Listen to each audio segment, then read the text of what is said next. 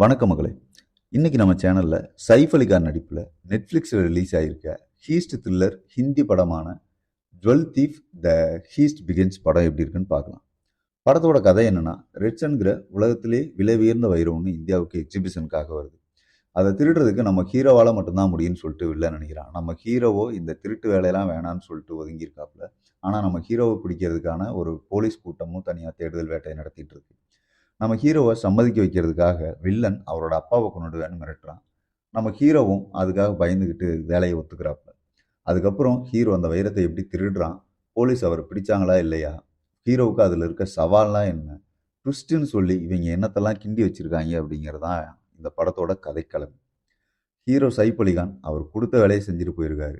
Action சீன்ஸோ இல்லை heist த்ரில்லரில் ஒரு ஹீரோவுக்கு இருக்க மூளையை கசக்கி பிழைஞ்சு கொடுக்குற மாதிரி எந்த வேலையுமே அவருக்கு இல்லை. ஏன்னா அவர் நினைக்கிற எல்லாமே ஆட்டோமேட்டிக்காக அதுவே நடந்துட்டு போயிடுது. வில்லன் ஜெய்தீப் மனுஷன் பாதாள வெப் சீரிஸ் எல்லாம் தெறிக்க விட்ட மனுஷன். இதில் அவருக்கான வேலை ஒன்றுமே இல்லை. ஏன்னா அவர் கேரக்டரு அவ்வளோ அழுத்தமாக எழுதவே இல்லை.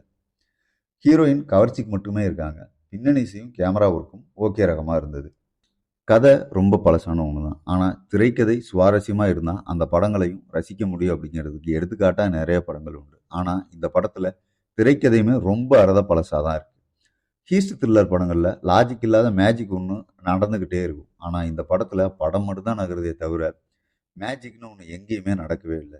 ஏன்னா ஹீரோ வைரத்தை திருடிட்டு வாயான்னு சொன்னால் அங்கே போய் வில்லனோட பொண்டாட்டி திருடுற வேலையை தான் பார்த்துட்டு இருக்காரு. எங்கேயுமே இன்ட்ரெஸ்டிங்காக இருந்துடக்கூடாதுங்கள மெனக்கெட்டு எடுத்திருப்பாங்க போல. பல காட்சிகள் நம்ம யோசிக்கிற மாதிரி மட்டும்தான் நகர மாதிரியே இருக்கும். அது படம் முடிகிற வரைக்குமே அப்படிதான் இருக்கு. கிட்டத்தட்ட தூம் மாதிரி படம் எடுக்க நினைச்சு அதில் இம்மி அளவு கூட தும்ம முடியாத அளவுக்கு வந்திருக்க படம் தான் இது. தமிழ் டப்பிங் நல்லாவே இருந்தது. அப்புறம் என்ன, நானும் தற்கொலை பண்ணிக்குவேன், என் நேரத்தையும் தற்கொலை பண்ண வச்சிருவேன்னு நினைக்கிறவங்க தாராளமாக தற்கொலையும் பண்ணிக்கலாம், நேரத்தையும் தற்கொலையும் பண்ணலாம். அதுக்கு மேலே உங்கள் விருப்ப மக்களே. அடுத்த ஒரு விமர்சனத்தில் சந்திப்போம். நன்றி.